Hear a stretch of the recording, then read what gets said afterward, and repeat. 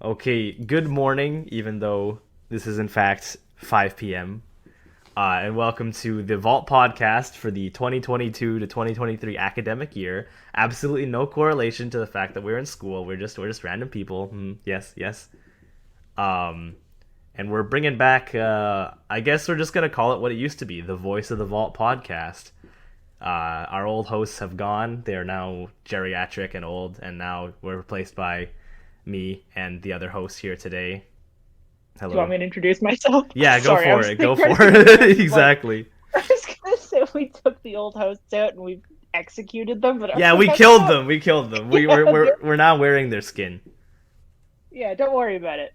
We've taken over. I'm hi. I'm Daniela. I'm new here, and I killed the previous hosts, and now I'm a host. Yeah, yeah. We are in permanent revolution, of course. And my name is Frank. I've been in the Vault Club for a couple years now. I was pretty much just brought here because of friends from an old high school over on a place in the middle of nowhere called Halifax, but that's beyond the point. So, what is the Vault? If you guys are just coming in to listen, even though I don't think any random people are gonna come listen to us, we're a bit of a multimedia club at McMaster University. We had a very fancy poster board that we showcased at Clubs Fest that had anime on it, and McMaster doesn't have an anime club. Actually, what's your opinion on this? Why do you think McMaster doesn't have an anime club? That's so weird. I don't know. I was gonna say that that poster board was the reason I joined the club, so it was a very good poster board. Um, I have no idea why Master doesn't have an anime club. I would assume because of fights.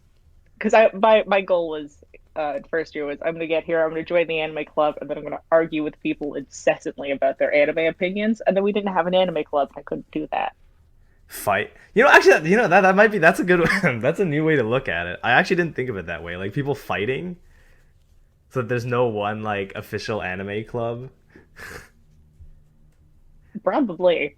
I don't know. It's I meet other people who like anime, and I'm like, you guys are terrible. that's kind of true, but like I find it kind of weird. It's like Master doesn't have that many like weird niche geeky people in general. I feel It is far too normal at this university. that. I mean, yeah, it's kind of true, but it's like they're not even nerds. I don't know. I don't know if my perception is just skewed, but like there just aren't that many nerds here.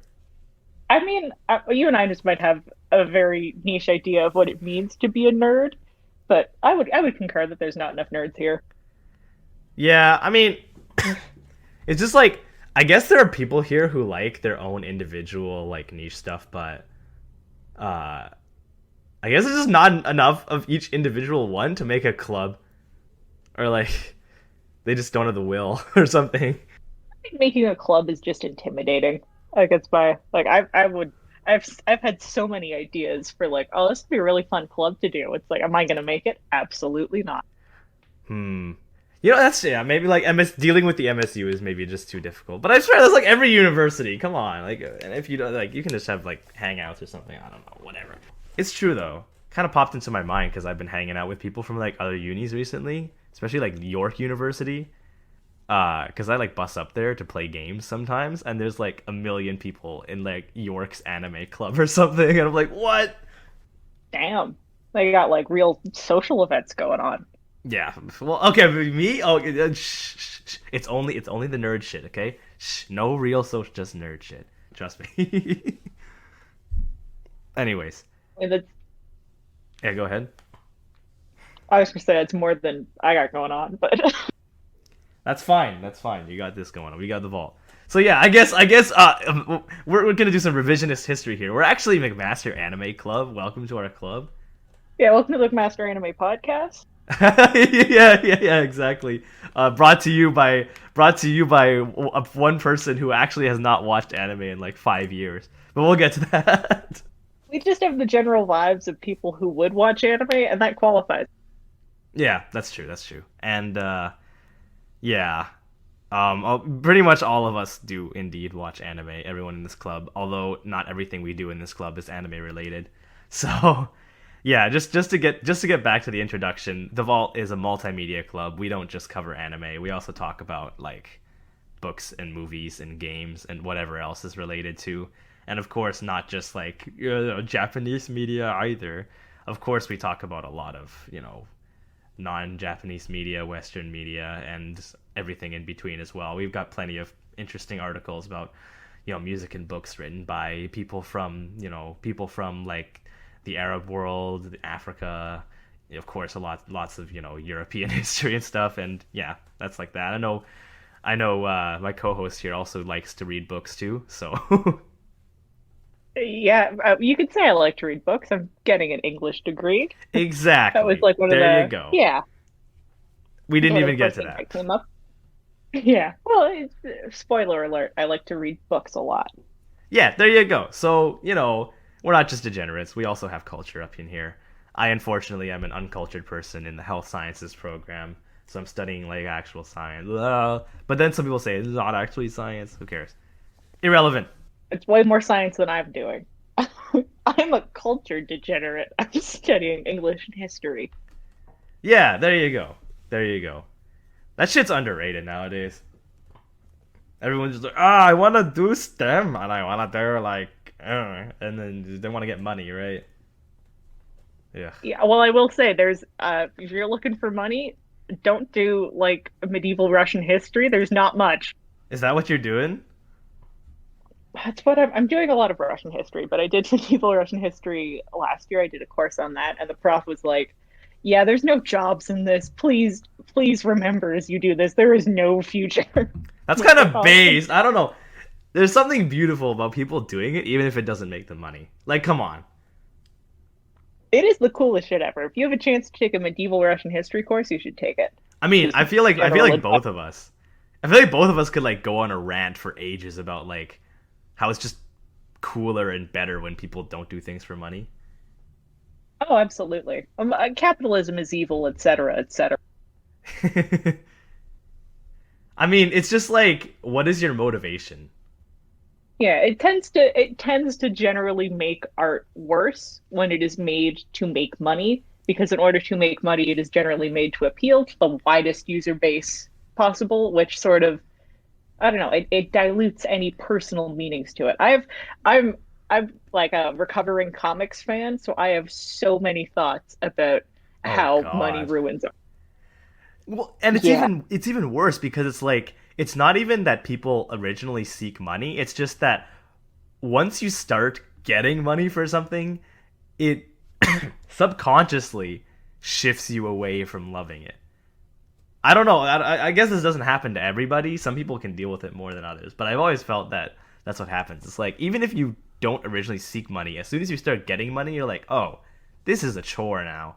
Yeah, it's hard to like it's fun to do things you love until you start having like making money, and then it like in your main great, I can talk. In your mind it becomes work as soon as you start like making money, and then it's not fun anymore.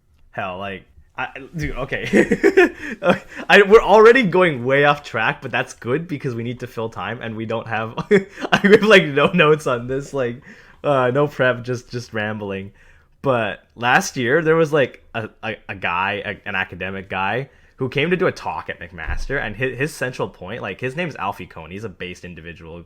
Check out his Twitter.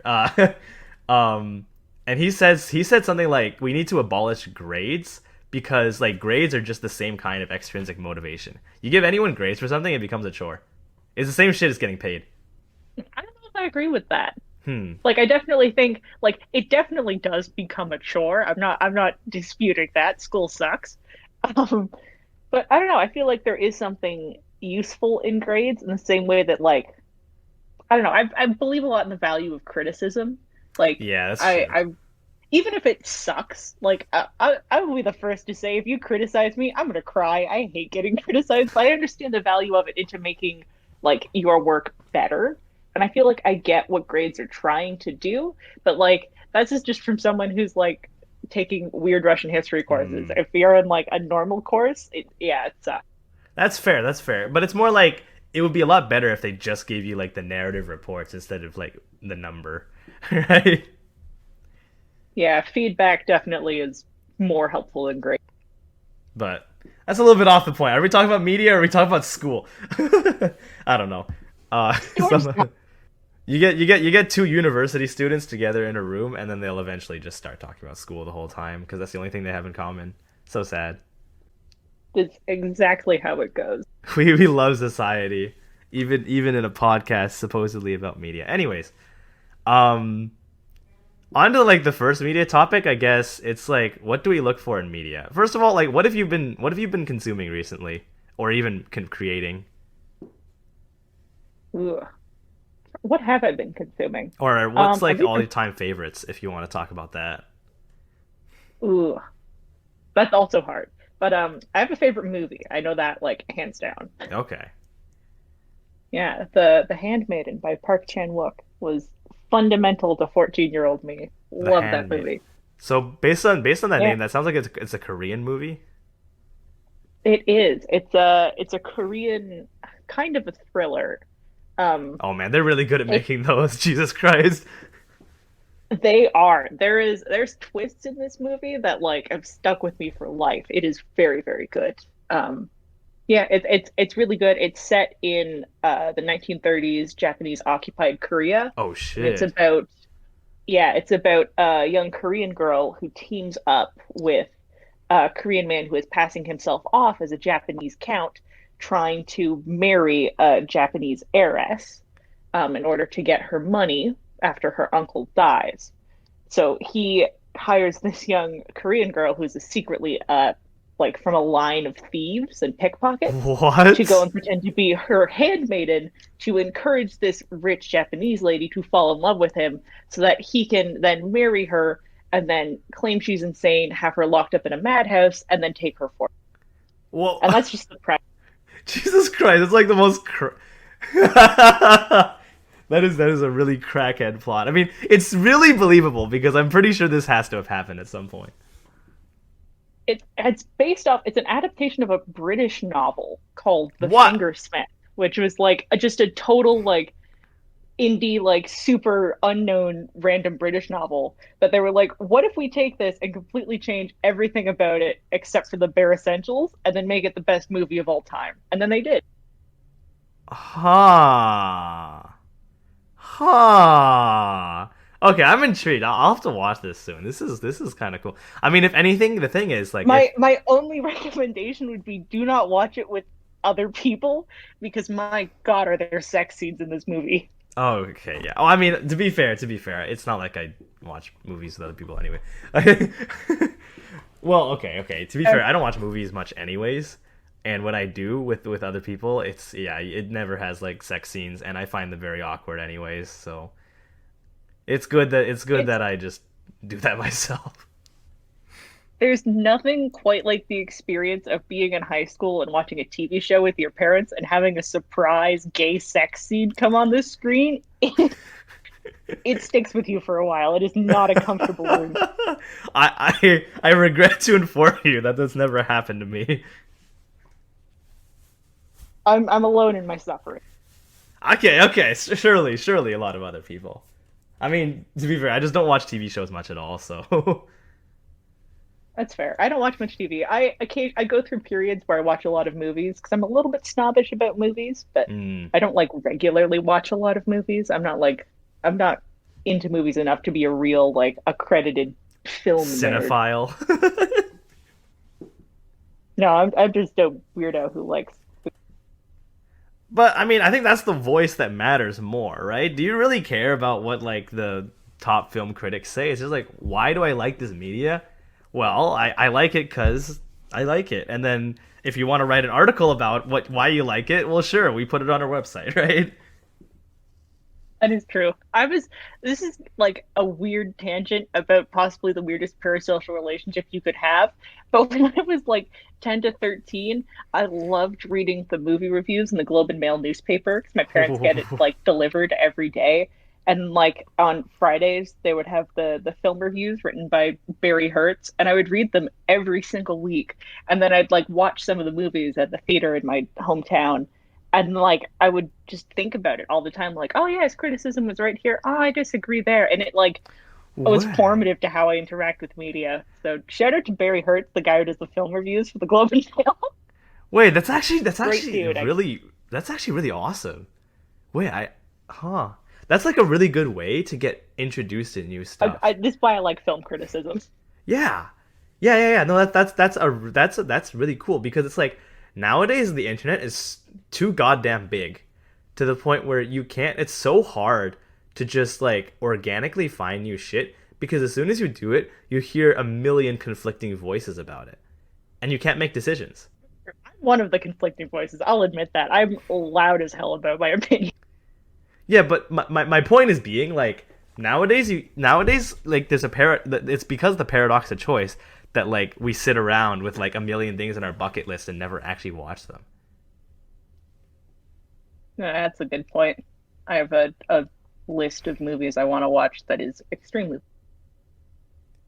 Like you read this Barry guy's shit in the Globe and Mail. That's like a pretty curated list you can just go through and you have like a companion to watch it with. Nowadays, what the hell do you even have? Like, dude, I mean, maybe it's just me, but like I haven't found like, oh, there's like a creator that specifically does a list and I'm just going to watch only what they recommend. No, there's like a million creators recommending a million things. I choose things specifically based on vibes. If someone mentions it and I'm like, I like the vibe of that, I'll check it out. But that is, to be fair, an extremely stupid way of choosing things to watch. Yeah. Well, Yeah, I see what you mean. There's no real like forums for recommendation anymore. yeah, all yeah, okay. What the hell happened to forums in general, dude? There's no forums, period. I'm so Except sad. for like old. I mean, Discord is Yeah, the new forum, I guess. I love. I was. This is a weird media rabbit hole, but I went into like researching the Takarazuka musical theater troupe in Japan, and I ended up in like forums from 2006 for like Western fans trying to get their hands on like copies of these musicals. And I was like, man, if I was like me right now, but in 2006, this is exactly what I would be. And it's so weird to think that people in 2006 were doing that. I find it really cool. Like, I don't know. It's just there's always been weird nerds doing weird nerd shit, and that brings me Ah, yeah, born too late. precisely. Where are my forums about weird Japanese music? Exactly. Zoomer shit. I don't care about this anymore. Yeah, what am I supposed to do? Go on TikTok? God, for Yeah, well, actually, unironically true though, because it's like, it, I mean, okay. Full disclosure, I don't have a TikTok account. Whatever. I don't use much social media. I don't use Instagram. I don't use Snapchat either. But like, where are you gonna find like people nerding out about stuff that actually nobody else cares about on TikTok? I mean, it's the general, not to talk about capitalism again, but it is that general trend of sort of the way the internet has now become coalesced into like three apps where it's like now everything is on there instead of each like Ah, person having the ability to make a website that people can go to that's dedicated to a specific community because you no longer have individualized sites. I like the individual no longer has the ability to create their own site. yeah, and if you do, you have to like pay for it. It's like, ugh. Yeah, and it's that knowledge barrier and that like I don't know how to make a website. Are you kidding me? I would have to go through someone else's service to do that. And it's like I don't even have the ability to create a forum. Yup. I mean, you've said it already a couple of times, but just to get on the same page here, can we get a fuck capitalism in the chat? Can we get a fuck neoliberalism too? Yeah, just get it. We can just get a fuck in the chat. Yeah, woo, fuck, yeah, woo, nah. Um, it's funny. There's actually a collection of there's actually an essay called "Fuck Neoliberalism" that I read recently. It was actually published as a book. It's pretty good. You can search it up sometime. It's only like 8 pages long, but it's really nice. Now that sounds interesting. There you go. Literally, the first 3 pages are literally just like, why did I use the word fuck? An analysis. And then they actually talked about why neoliberalism. I think we should use fuck in more academic settings. I think that we should be a proponent of this. You're allowed to swear in the titles of your papers. That would be that would be awesome. I mean, to be fair, Normalization of profanity is such a weird topic to me because I honestly can't tell if it's a good thing or a bad thing. I mean, Convince me. I have, this is going to be the start of a podcast arc where I slowly drop bits of my lore, but I come from a household in which swearing is omnipresent. So, like, I don't know, to me, like, normalization of swearing is like a weird thing in that it's not normalized for other people. I mean, it's true. It's true. And if you're on a university campus, you'll hear it all the time. But then, like, you make the mistake of walking into like a high school or something, and then like say it in front of the teachers, and they're like, "What did you just say?" I'm like, "Oh." People said fuck a lot at my high school. Okay, yeah, I but the think I teachers just will came still from be a like, weird spot. Yeah, most of the teachers would still be like, please don't. or middle school for that matter. We'll just say middle school. That's more normal. Yeah. Yeah. Well, actually, here's the thing about my household. Okay, like my parents used to always be like, "Oh, never swear, do not swear," blah blah blah. And then honestly, I just sort of like forced my way to the point where they just don't give a shit anymore. It's just like I just started using like swearing in daily conversation in a tasteful way, like like not using it excessively, but I'll just like throw a couple fucks and shits when I need to, and when it makes sense. And then they just like they have no reason to tell me I can't swear in the household anymore because like I know how to use it properly, right? It would be immature of them to be honest to like tell me not to swear in the household. You showed your prowess with swearing, and they're like, well, I can't disagree. Yeah, it's like you just got to use it how God intended, you know? Yeah, that's why God invented the word fuck. Exactly. I mean, one of the best words out there. Definitely an S plus tier word.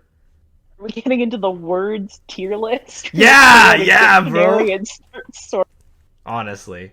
Uh okay, speaking of tiering words though, and also profanity for this matter, like what's your opinion on like okay, when I was a kid, I always thought there was like a I mean, everybody is sort of taught this implicitly, but that there's like a tier of how bad words are. It's like when you're a kid, you learn like crap is like bad but not that bad, and you go up a tier and you're like damn is worse, and then it's like another tier up from that there's like shit, and then another tier up there's fuck. You know what I mean? Interesting. I would put crap as worse than damn. Yeah, okay. I mean, yeah, okay. It's not an exact hierarchy, but like it's pretty nebulous between places. But like there's a hierarchy that you're like taught when you're like young and it like embeds in you for the rest of your life for some reason. yeah, some swear words are more swear words than others. But I always found it weird, okay? I always thought shit and fuck were like on the same tier. But I see a lot of people out there, they treat shit way more lightly than fuck. They think like fuck is like 1,000 times more of a forbidden word than shit. What's your opinion on this? I think I agree that I would put them kind of on the same level because, like, once you've said shit, that's a level of like profanity where it's like, whoa, and now you can say fuck. For me, like, for my mom, it was always like shit and fuck are kind of interchangeable, but motherfucker is the worst word you could ever say. Like, that was like, whoa, what's wrong with you?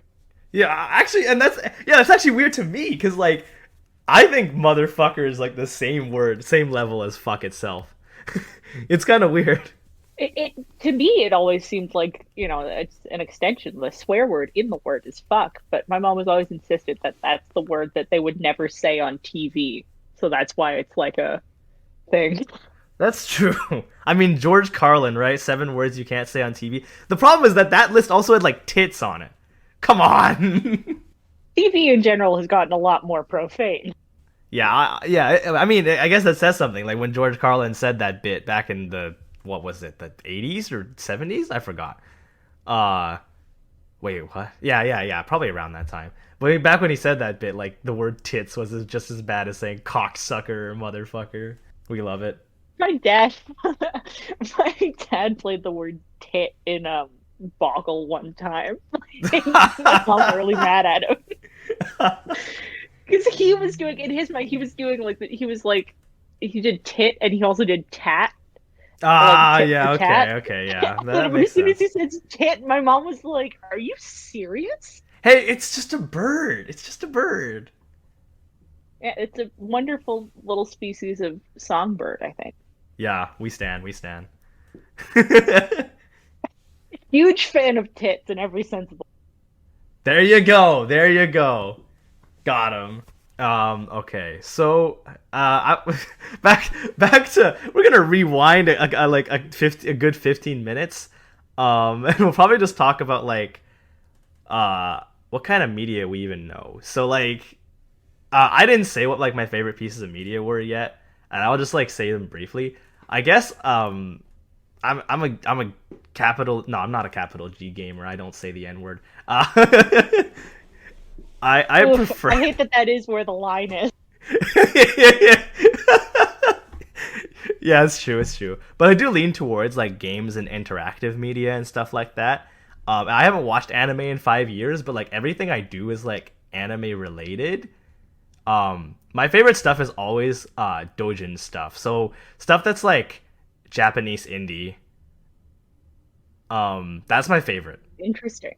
And like part of it stems out of the fact that like oftentimes they sell it at like Comic Con and other festivals and shit, and it's like one of the most pure like expressions because it's about people who just want to like get their heart out there instead of make money, and that's like basically go ties back to the point like, oh, you do it for making money and stuff. Yeah, it's like there's I forget who tweeted it, but there was a tweet I saw that was like, you should only make art for a group of 30 sickos at any given time. And I think that's how you should do it. It should just be like a weirdo who is like, I'm going to put my heart into this piece and I'm going to put it out for other people. And then 30 other weirdos who are like, this is amazing. And one of those weirdos is obviously yourself. Yeah, Goes without saying. I'm a weirdo. You're a weirdo. Yeah, we're all weirdos, but yeah, I like games. I like I like arcade games. I like rhythm games, music games, and I also like shoot 'em ups. Anyways, that's not something I can like really talk about on a podcast without getting really boring, to be honest. So, in terms Yeah, of like my I'm like, I know a lot. I know specific. You said rhythm games, and I was like a dog having its ears perked up just because I have like fundamental part of my personality is anime rhythm games, but specifically idol themed ones like like mobile Bandery. games.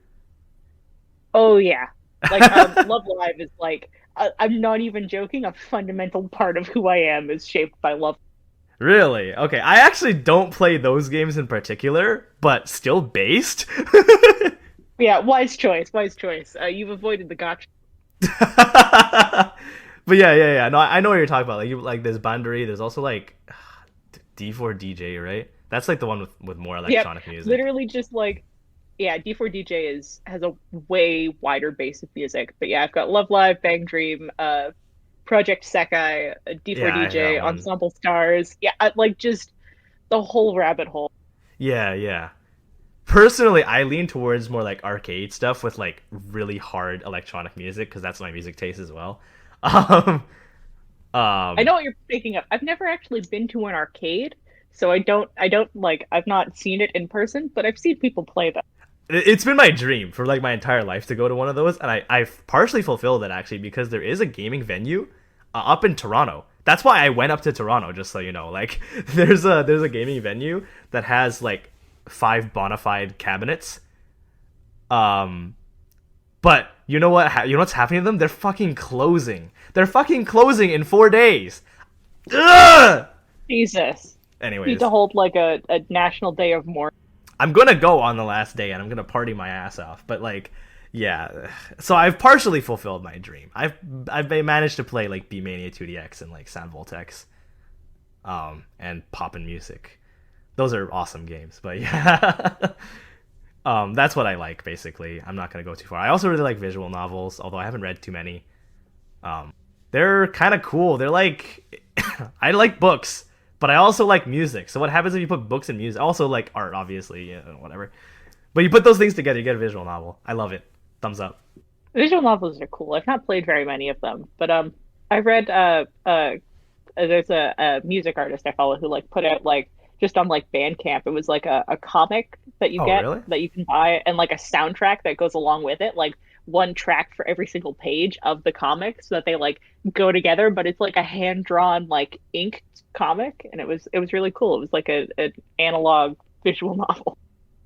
That's that's actually really clever. I mean, a lot of albums come with little booklets, of course, but huh.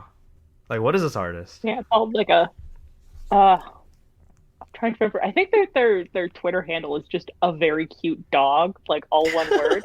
Um Hold on. they just make like they made their album what's it called? They have an album called Dirt, which I like the first time I heard it, I was like, I don't like this. And then I listened to it again and I was like, wait a minute, this might be everything. All right, I found their Twitter. Kendall colon 3. A rabbit girl virtual idol AI born to entertain you. Real. Yeah, I can't vouch for all of their tweets, but they make some pretty good music and they did a banging comic one time. I know they also do little like animated short films on their page. Okay, I see this. I see this. This is pretty based. I might listen to this. Anyways, um, yeah. So there's that. And the funniest thing is that like I was like based on like what like the fact that each of us like these really weird things.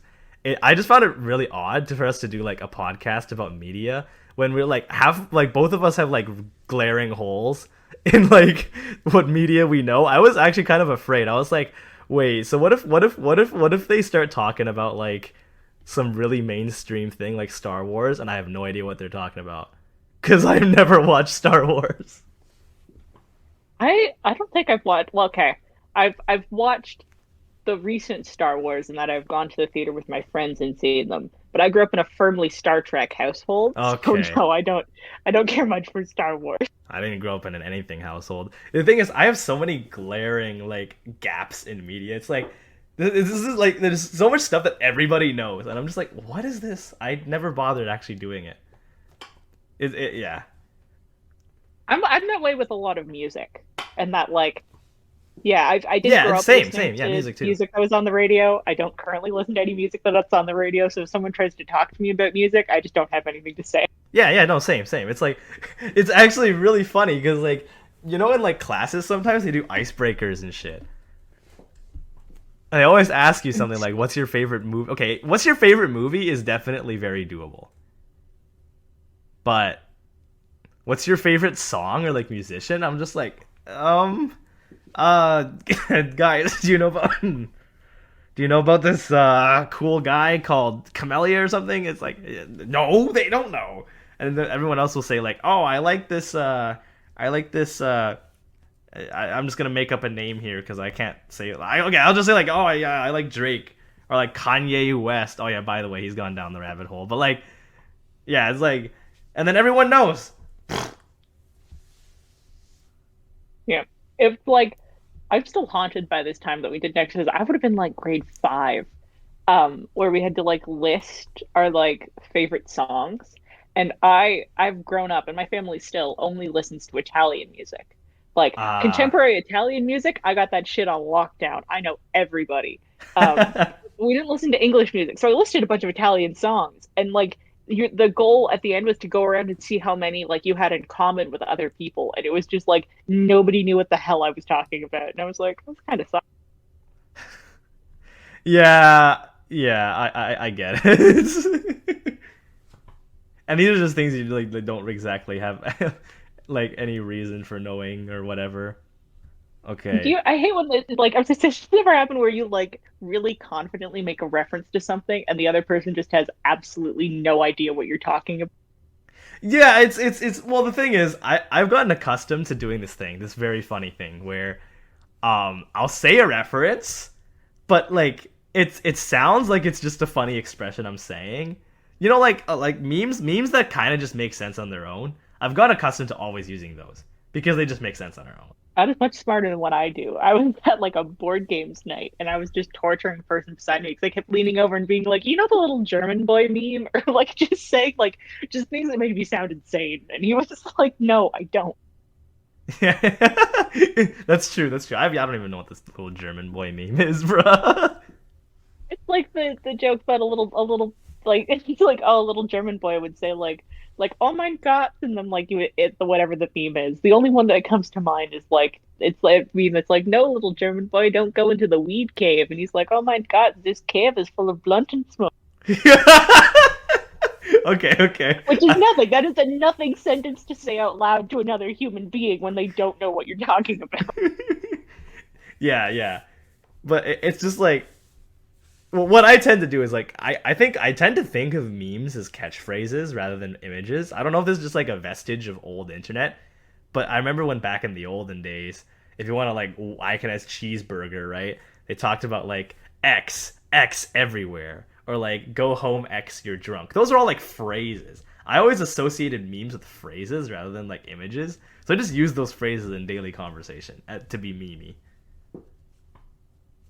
And it's like such an interesting like I don't know taxonomy of like just meme evolution and like that idea that it's just a phrase and not the image because I very much think of memes as images.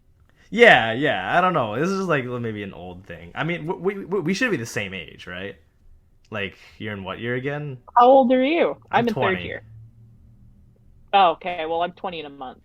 So Okay, yeah. So yeah, we're basically the same age. But I always felt as if my like internet culture sense is a little bit older than me because I was exposed to this shit way too early. Like, okay, I know kids nowadays are like on their iPads at age 3, but I unironically was like on my parents' iPad on age 5, right? And I would like watch like Smosh videos and stuff like that, and go on like I can ask cheeseburger, not knowing what half the jokes mean. Especially because like some of them are sex jokes. Like you think a little 5-year-old kid can understand what a sex joke is? Nope. wow, you're like old internet. That's not super old internet, but like beginning of YouTube, right? I was there to witness it at a way too young age compared to other like Zoomers. Yeah, I was definitely the I don't know if it's the Zoomer crowd, but I was definitely there in like 2015 was like the peak of like for me my like childhood internet experience. Yeah, 28, 20. Yeah, exactly. For me, it was like freaking 2012 or something. Like, come on. Yeah, you're like an internet generation above me. Internet generation. By that, we mean 2 years.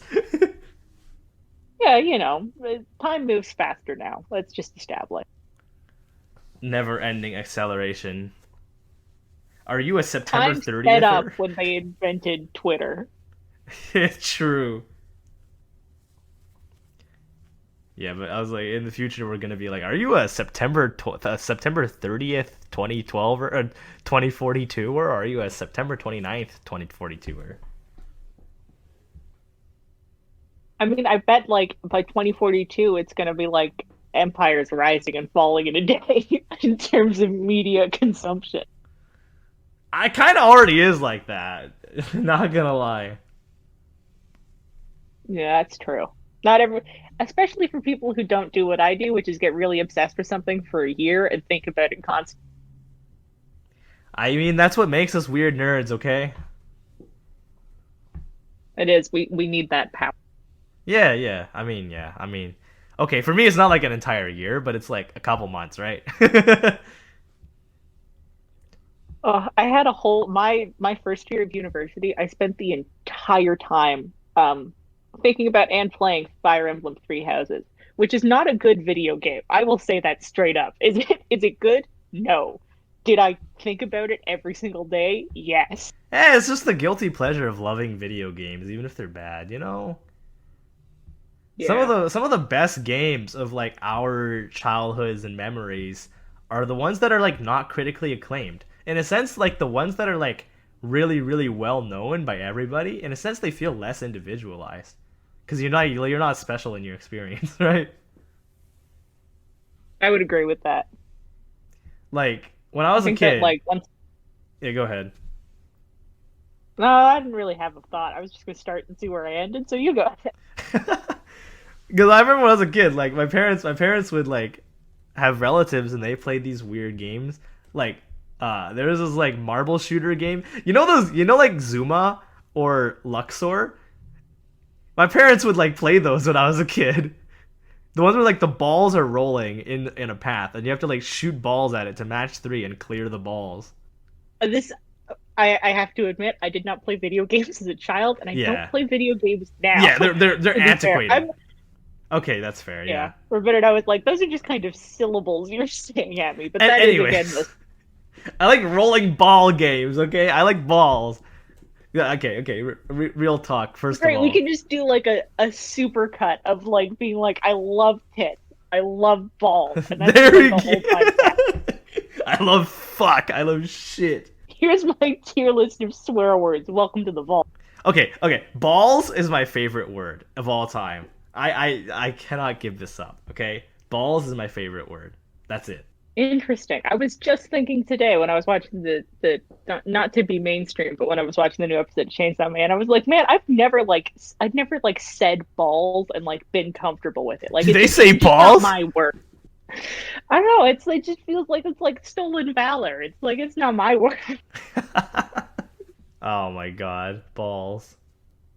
Uh, I can explain the ball and string demo meme later. But like my name within this Discord server is Frank on Wong demo, which is a reference to ball on string demo. Actually, I'll just explain it now because it's funny. When I was in first year, I took a physics course as an elective, and the prof had like a slide in one of the lectures where they the top of the slide was just it just said ball on string demo, and then there was a bullet point under that said ball on a string, and then he proceeded to take out a ball on a string. That's all. That's it. That's it. This is the extent of my That's humor. it. This is the extent of my humor. Okay. That's I gotta say that's pretty good. The Zoomer humor. Random equals funny. I'm sorry. This is just my personality. Anyways. What the hell was I? What the hell were we talking about? Shit. I forgot what we were talking about. What were we talking about before balls? Huh.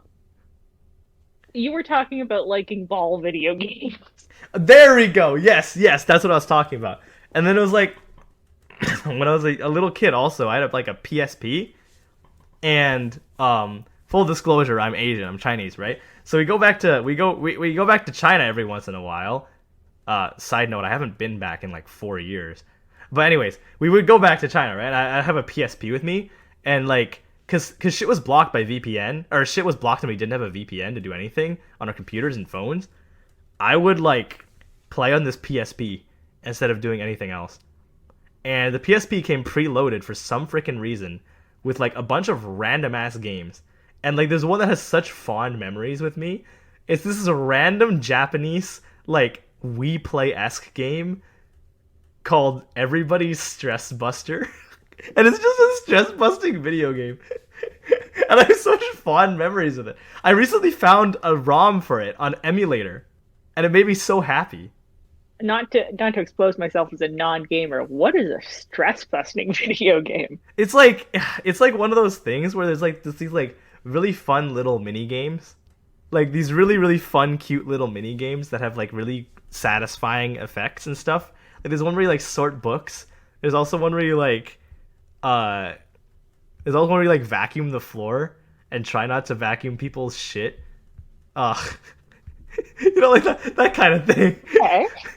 I have such fond memories with it because it's just like, oh my god, I hate my life so much. But oh my god, that shit was so fun. But yeah, like nobody knows about that shit. Nobody talks about everybody's stress buster online. But I played it for so many hours. It's just a part of me now. I'm trying to think if I have anything that's like that like nobody knows about. Like something niche like that. I don't think so. It's not I'm even not it's not cool enough. even niche. It's like it's not even like something that I like seeked out because I loved it so much. It's not like your favorite movie or like your favorite niche like music or TV show where you're like obsessing with it. I was forced to be with it. You know what I mean? Like that was my sole form of entertainment because I didn't have anything else. Yeah, it makes it's like one of those like I don't know, forced companions for your life. But I love it now. God damn it! It gives me memories. Oh my god. Yeah. Okay, we've been going over like 47 minutes now. I didn't even notice that. We've been going. Yeah. Damn. Did we talk about anything meaningful at any point? I don't think so, but I think that's what. Here's the thing. My idea of like what a podcast should be anyways is like shit posts. That's just my opinion. Like, I agree. I think that my favorite podcasts are just like friends sitting around shooting the shit. yeah, exactly. That's always the most funny thing. I actually don't really like it when people like have to like script podcasts and stick to something. And even when they do banter, it's like a rare blooper instead of like just that what they're doing the whole time, right? Yeah. I mean, there are such things as those like super high production value podcasts where they're like, oh, they have super professional audio equipment and they like tell a story and they make music for everything. It's okay, that's understandable. That's more like a production. But like in the Yeah, so middle there, that kind of that's sucks. podcast production. Yeah, podcasts should either be high production or they should just be motherfuckers shooting the shit. Yeah, that's the way that art kind of should be. And just media in general. Yeah, that's deep. That's deep. Thank you. I'm a philosopher. That's deep. Who's never taken a philosophy. And maybe with that, we should probably leave it off at that with our philosophical ramblings about shit posting and why we should all strive to either put your best into it or shit post. Don't be in between. Yeah, don't put a medium amount of effort into anything. True. True. And with that, I guess we'll leave it off for the first Vault podcast. I guess we'll see you again in 2 weeks. That's what we're going to plan to do. Post a new episode every 2 weeks. So stay tuned. We're going to come listen to this podcast again in 5 years and we're going to cringe. See ya. Oh, I'm gonna cringe tomorrow.